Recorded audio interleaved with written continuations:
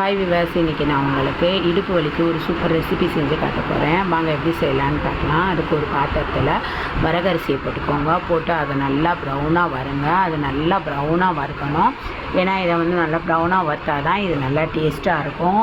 அதனால தான் இதை நல்லா ப்ரௌனாக வறுக்க சொல்கிறேங்க. இதை ப்ரௌனாக வறுத்துட்டு அதை ஒரு பாத்திரத்தில் கொட்டி அதை ஆற விடுங்க. அதுக்கப்புறம் பாசி பருப்பு எடுத்துக்கோங்க. அந்த பருப்பையும் அப்படியே கொட்டி அதில் வறுங்க. அதுவும் நல்லா ப்ரௌன் ஆகிற வரைக்கும் வறுக்கணுங்க. ஏன்னா ப்ரௌன் ஆனால் தான் இது சாப்பிட்றதுக்கு நல்லா டேஸ்ட்டாக இருக்குங்க. இதையும் நல்லா ப்ரௌனாக வறுத்துட்டு அதே பாத்திரத்தில் கொட்டி இதை நல்லா ஆற விடுங்க. இது ரெண்டுமே நல்லா ஆறணும். நல்லா ஆறுனதுக்கப்புறம் இதை மிக்ஸி ஜாரில் போட்டு நம்ம பொடி பண்ணணுங்க. இதை நல்லா நைஸாக பொடி பண்ணி எடுத்து வச்சுக்கோங்க. அப்படின்னா தான் இது களிக்கின்றதுக்கு நல்லா வரும். இது இடுப்பு எலும்புக்கெல்லாம் ரொம்ப நல்லதுங்க. வயசுக்கு வந்த பிள்ளைங்களுக்கு, வயசுக்கு வர்றதுக்கு முன்னாடியே முக்கியமாக பொம்பளை பிள்ளைங்களுக்கு இதை நீங்கள் அடிக்கடி செஞ்சு கொடுத்தீங்கனாலே சரி, அவங்களுக்கு இடுப்பு எலும்பு நல்லா பலப்படும். இடுப்பு வலியே வராது. இந்த பீரியட் டைம்ஸில் வர இடுப்பு வலி கூட இது சரியாக போயிடுங்க. ஆனால் இதை நம்ம தொடர்ந்து அடிக்கடி குழந்தைங்களுக்கு செஞ்சு கொடுக்கணும். அதுக்கப்புறம் ஒரு பாத்திரத்தில் உளுந்து மாவு போட்டுக்கோங்க. போட்டு அதை நல்லா வறுங்க. உளுந்து மாவு நல்லா வறுத்ததுக்கப்புறம் நம்ம ஏற்கனவே அரைச்சி வச்சுருக்க மாவையும் கொட்டி அதையும் நல்லா வறுங்க. வறுத்து அதை நல்லா கொதிக்க விடணும். இதை நல்லா வறுத்ததுக்கப்புறம் அதில் கொஞ்சம் தேவையான அளவுக்கு தண்ணி ஊற்றிக்கோங்க. ஊற்றி கட்டி வராமல் அதை நல்லா கிண்டுங்க. பக்கத்துலேயே இருந்து கிண்டணுங்க. ஒரு மீடியம் ஃப்ளேம்லேயே வச்சு கிண்டுங்க. இல்லைன்னா அடி பிடிச்சிடும்.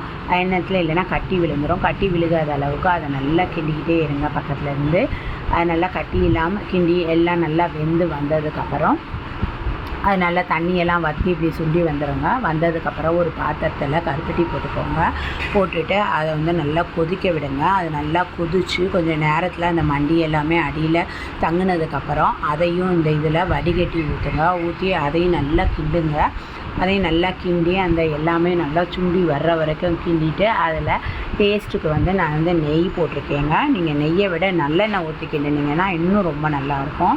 ஏன்னா பெரும்பாலும் இந்த கர்ப்பப்பை சம்மந்தப்பட்ட இதுக்கு எல்லாத்துக்குமே நெய்யை விட நல்லெண்ணெயும் கருப்பட்டியும் தான் ரொம்ப நல்லதும்பாங்க. நான் டேஸ்ட்டுக்கு செய்கிறதுனால இதில் நெய் ஊற்றிருக்கேன். நீங்கள் ஹெல்த்தியாக பண்ணணும்னு நினச்சிங்கன்னா நல்லெண்ணெய் ஊற்றிக்கோங்க. ஊற்றி அதையும் நல்லா கிண்டி எடுத்து ஒரு பாத்திரத்தில் வச்சுட்டு தேவையான அளவுக்கு அதில் முந்திரியோ பாதாமோ போட்டு அதையும் நல்லா டெக்கரேட் பண்ணிட்டீங்கன்னா இது நல்லாயிருக்கும். சாப்பிடவும் ரொம்ப டேஸ்ட்டாக இருக்குங்க. இது உடம்புக்கு ரொம்ப ஹெல்த்தி. இதை பொம்பளை பிள்ளைங்களுக்கு முக்கியமாக அந்த மாதிரி டயத்தில் செஞ்சு கொடுத்தீங்கனாலே அவங்களுக்கு உடம்புல இருக்கிற வலிகள் எல்லாமே பறந்து போயிடும். உடம்பும் ரொம்ப ரிலாக்ஸாக இருக்கும். எல்லா வேலையும் பார்க்கலாம். பெரும்பாலும் பெண்களால் அந்த 5 நாளுக்கு எந்த வேலையுமே பார்க்க முடியாது. அந்த மாதிரி டைமில் இதை சாப்பிடும்போது இந்த வலிகள் எல்லாம், இடுப்பு வலியெல்லாம் குறையும் போது நம்மளால் எல்லா வேலையுமே லேசாக செய்ய முடியும். இது எப்படி இருக்குன்னு ட்ரை பண்ணி பாருங்கள்.